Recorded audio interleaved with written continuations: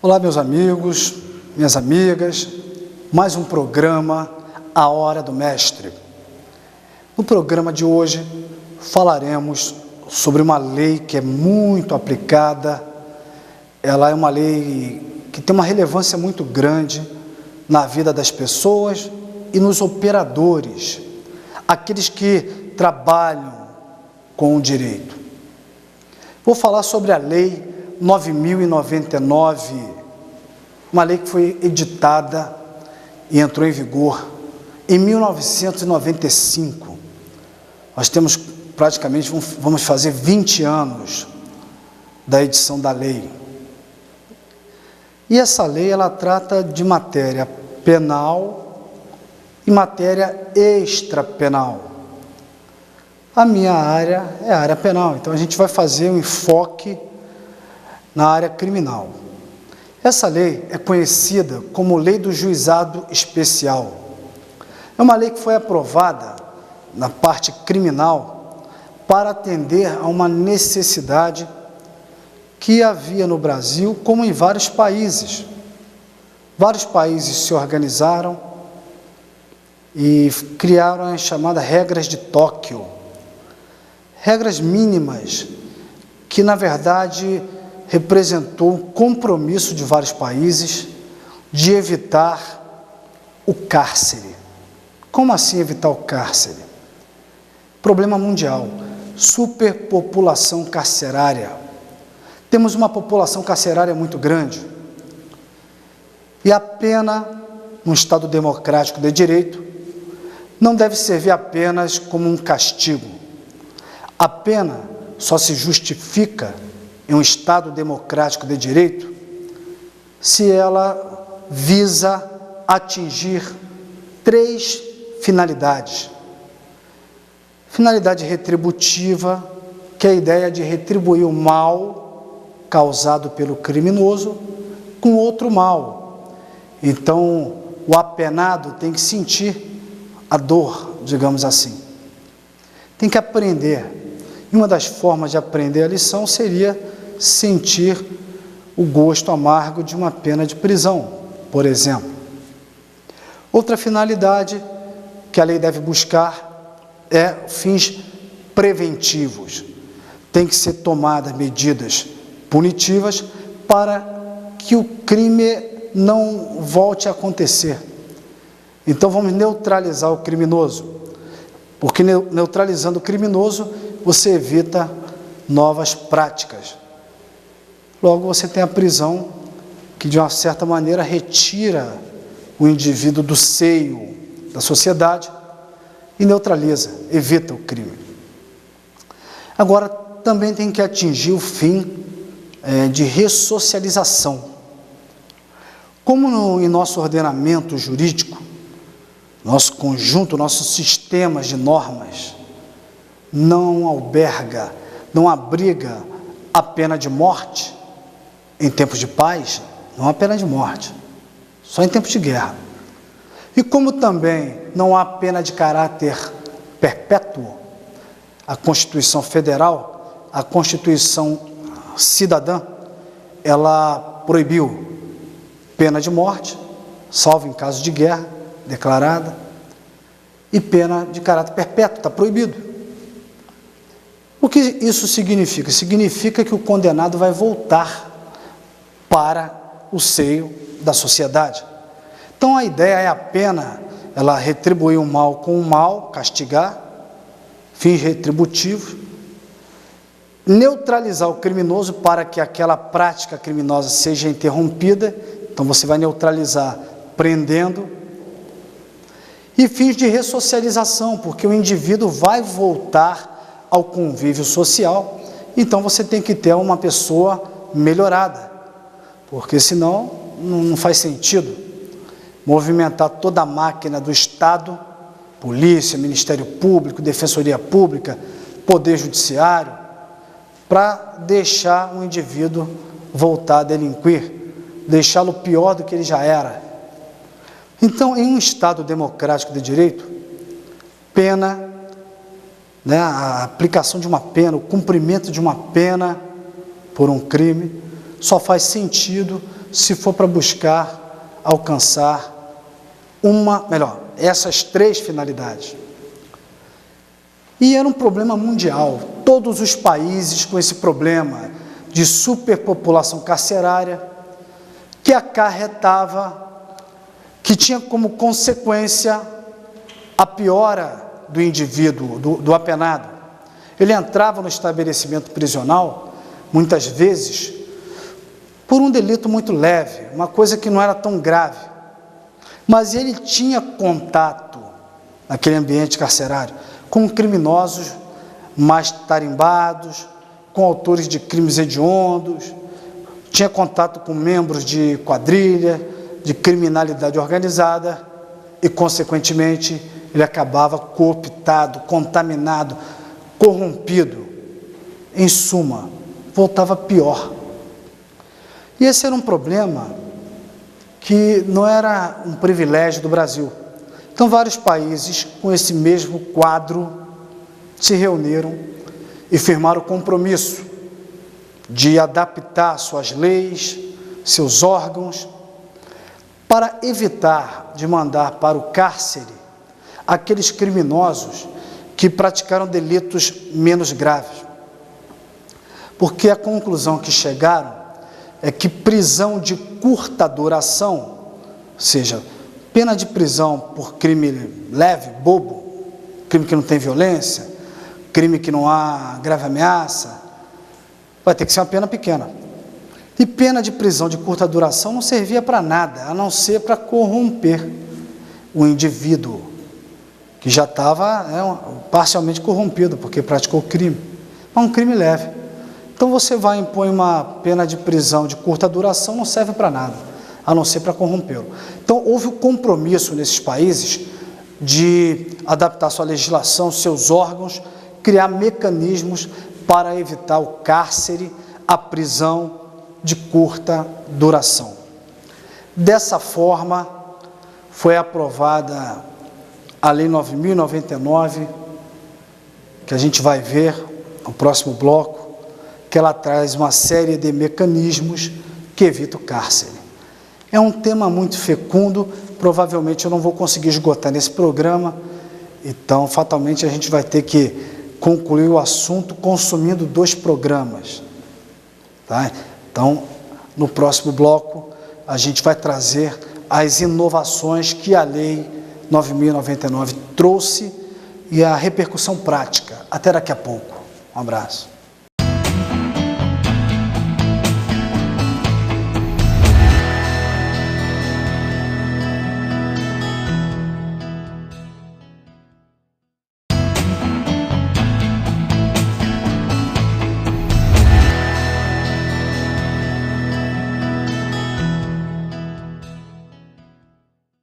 Estamos de volta, o segundo bloco do programa A Hora do Mestre. Fechamos o primeiro bloco do programa de hoje explicando a origem da Lei 9.099, a Lei do Juizado Especial. Então, como já vimos no primeiro bloco, o Brasil se comprometeu a mudar a legislação. Primeiro veio a própria Constituição Federal, que é a lei das leis. A Constituição Federal é a nossa Bíblia jurídica, fazendo uma analogia, e ela falou no artigo 98, inciso 1, que os estados deveriam criar seus juizados especiais com competência para julgar infração penal de menor potencial ofensivo. Então surgiu para nós essa expressão, infração de menor potencial ofensivo. Coube ao legislador definir o que seria uma infração penal de menor potencial ofensivo.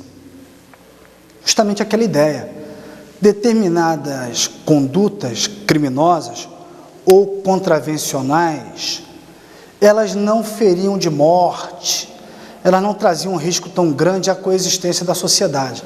Então, não precisa prender, não precisa tratar com muito rigor. Então, em 88, a Constituição Federal determinou ao legislador que criasse normas sobre os juizados especiais e determinou aos estados e à União que se aparelhasse, ou seja, que criasse esses juízos com a competência para o processo e julgamento dessas infrações de menor potencial ofensivo. Primeira dúvida que nos ressalta a cabeça, é o que seria infração penal de menor potencial ofensivo. Por que é importante a gente definir? Porque se é menor potencial ofensivo, a gente vai aplicar todas as medidas que a lei do juizado previu e que eu vou apresentá-las aos senhores. Mas se não é de menor potencial ofensivo, a gente não vai aplicar essas medidas que eu vou apresentar aos senhores. Então, primeiro passo, o que é uma infração penal de menor potencial ofensivo? Todas as contravenções são de menor potencial ofensivo. E os crimes? Não, crime não. Crime depende da pena. Contravenção todas são. Todas as contravenções são de menor potencial ofensivo, vai ser julgado pelo juizado especial, vai incidir as regras, as medidas previstas na Lei 9.099. Mas e o crime? Bom, crime você tem que olhar para a pena máxima prevista em lei. Como assim pena máxima? É porque o legislador, quando ele prevê o crime, ele prevê a pena mínima e a pena máxima. Essa é a técnica do legislador. Um patamar mínimo e um patamar máximo. Caberá ao juiz fazer a chamada dosimetria da pena e achar a pena que deve ser aplicada para aquele acusado. Então, o legislador traz patamar mínimo e máximo, mas a referência para eu classificar como infração de menor potencial é a pena máxima. Então, todo crime cuja pena máxima prevista em lei, que a gente chama de pena cominada. Aproveitar o gancho aqui para dar uma dica para o estudante do direito, para o concurseiro. A pena tem 3 momentos. Falei no primeiro bloco que tem 3 finalidades, né? Retributiva, preventiva, ressocializadora. Agora eu vou falar de 3 momentos da pena. Momento da cominação, momento da aplicação e momento da execução. Cominação quer dizer a pena está sendo prevista em lei. Aplicação quer dizer que o juiz já fez a conta, o cálculo, a dosimetria da pena, ou seja, já prolatou uma sentença condenando alguém. E o terceiro momento é a execução, é quando efetivamente aquele apenado vai ser recolhido ao estabelecimento penitenciário para cumprir a sua pena. Bom, o critério para fixar se aquela infração penal é de menor potencial ou não, não é a pena aplicada, não é a pena executada, é a pena cominada, ou seja, prevista em lei, e é a pena máxima de 2 anos. Até 2 anos é menor potencial ofensivo. Por exemplo, desacato, desobediência, resistência, são crimes praticados pelo particular contra o funcionário público, não só policial, né? Porque desacato é quando você menoscaba, despreza, ofende o funcionário público. Nós temos a sensação que o crime é desacato à autoridade. Então tem que ser um delegado, um juiz, um promotor, um policial. Não. Desacatar é crime contra o funcionário público, qualquer um que seja. Dê exemplo de crime de menor potencial ofensivo. Lesão corporal, briguei no bar, briguei na boate, briguei em qualquer lugar. Pena de 3 meses a 1 ano. A pena máxima da lesão leve é 1 ano. Então, se a pena máxima é 1 ano, é menor potencial ofensivo. Cuidado, falei lesão leve, porque lesão grave, lesão gravíssima, aí é outro papo. E o que é lesão leve, o que é lesão grave? Bom, se ao ofender a integridade corporal ou a saúde de outrem, o agente provocar o resultado, incapacidade para as ocupações habituais por mais de 30 dias, a pessoa não consegue andar, não consegue trabalhar, não consegue ir para a academia, por mais de 30 dias, isso é lesão grave. A pessoa correu o perigo de morte, isso é lesão grave. Em razão das agressões, acelerou o parto, não provocou aborto não, só acelerou o parto, é lesão grave. Ah, mas se resultou aborto, ou vai ser lesão gravíssima, que é o artigo 129, parágrafo 2º, ou vai ser aborto, depende do plano do agente. Queria só agredir ou queria agredir e interromper a gravidez? Bom, mas isso é outro papo, que eu quero chamar a atenção que lesão leve, a pena é de 3 meses a 1 ano. Então, se enquadra no conceito de infração de menor potencial ofensivo. Agora, lesão grave e gravíssima, não. Só uma advertência, lesão leve é menor potencial ofensivo. Mas se for lesão leve, qualificada pela violência doméstica e familiar, né? Marido agride a esposa agride ao marido, o irmão agride a irmã, o pai, o filho, for lesão que envolve violência doméstica ou familiar, aí passa a ser de 3 meses a 3 anos. Então, essa espécie de lesão leve não é de menor potencial ofensivo. E a gente vai ver no próximo bloco a importância de saber se é de menor potencial ofensivo ou não. Até daqui a pouco. Aguardo você no terceiro bloco. Um abraço.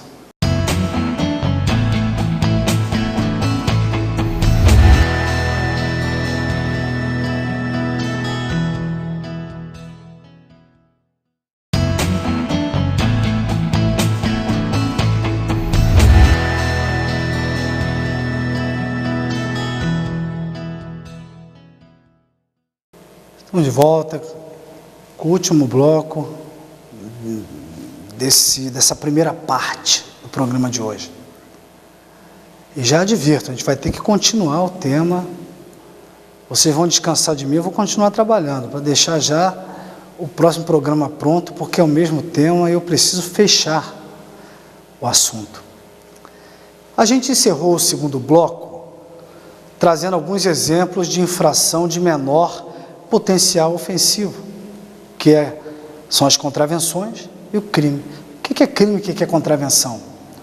São duas espécies diferentes de infração penal. Quando o Estado, o legislador, quer chamar aquela conduta proibida de contravenção, chama de contravenção. Quando quer chamar de crime, chama de crime. Não há uma diferença ontológica. Mas o que a gente percebe é que as contravenções geralmente são condutas menos agressivas. Agora, é política criminal. O que é isso? É decisão. Eu quero endurecer, eu transformo de contravenção para crime. Um exemplo, porte de arma de fogo era uma contravenção. Em 97, passou a ser crime. Conduzir veículo automotor sem habilitação era contravenção. Em 97, o legislador, com o coração mais duro, transformou em crime. Então, aquilo que era contravenção, hoje é crime. E pode haver o caminho inverso. Então, não há uma diferença. Quando a gente leciona na faculdade, o que a gente chama a atenção é que contravenção, segundo a lei de introdução ao Código Penal, contravenção é aquela conduta ameaçada, punida por prisão simples. E crime, sinônimo de delito, é aquela conduta ameaçada, punida com reclusão ou detenção. Então, a diferença prática é essa, é a espécie de pena privativa de liberdade que você impõe ao autor de um crime, ao autor de uma contravenção. Bom, injúria, difamação, calúnia, menor potencial ofensivo. Ameaça, menor potencial ofensivo. Dano, destruir o carro do vizinho, a vidraça. porque dano é crime. Tá? É um crime se for doloso, ou seja, se eu danifiquei a coisa móvel alheia porque eu quis, dolosamente, aí é crime. Artigo 163 do Código Penal. Agora, se eu danifiquei culposamente, dano culposo não é crime, só para fazer esse adendo. Agora tem outros crimes, furto. Furto, pena de 1 a 4 anos, mas se for furto qualificado é 2 a 8 anos. Então, tanto o furto simples quanto o furto qualificado não são de menor potencial ofensivo. O estupro. Estupro é um crime punido com 6 a 10 anos. Pode ser 8 a 12, se for a vítima que tem entre 14 e 18 anos. E se for estupro de vulnerável, 8 a 15 anos. Uma pena máxima é superior a 2 anos, não é de menor potencial ofensivo. Então, o que eu falo aqui não se aplica. A gente chama crime de pedofilia, mas não existe crime de pedofilia. Existem abusadores sexuais que são portadores de pedofilia, que é uma doença mental, e abusadores que não são doentes, são sem vergonha mesmo. Então, você manter fotos, vídeos envolvendo criança ou adolescente em cena de sexo explícito ou cena pornográfica, só em ter essa foto no celular, no computador, é crime punido com 4 anos, crime do ECA. É um crime mais grave se eu ficar divulgando, remetendo, enviando. Não é menor potencial ofensivo. O que eu estou querendo chamar a atenção? Que é importante saber se é menor potencial ou se não é. Por quê? Primeiro efeito prático. Eu, delegado de polícia, para quem não me conhece, eu sou delegado de polícia há 14 anos, vejo isso todo dia, aqui no estado do Rio de Janeiro, quem está nos vendo de longe.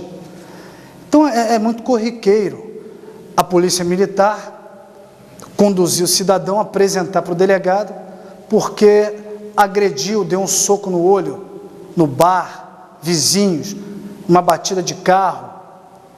O que o delegado faz? Bom, lesão é leve, é o perito que vai dizer, mas aparentemente lesão leve.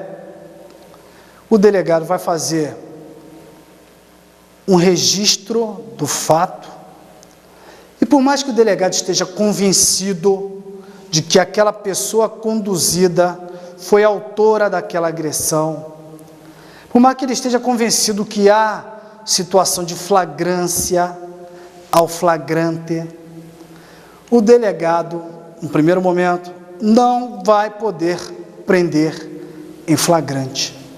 Pô, mas ele arrebentou a vítima na porrada, está toda machucada.